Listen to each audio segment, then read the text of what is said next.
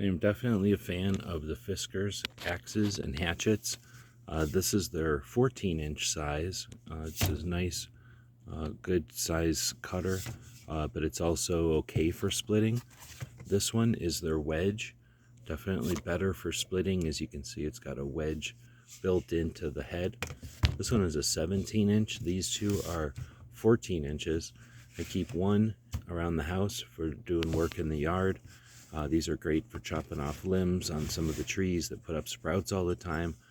Much easier than using cutters. And then, of course, keep one with the camping equipment, one with the RV for around campsite.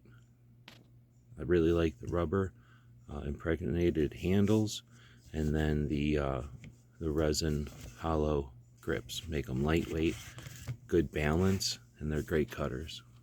Good steel, good materials.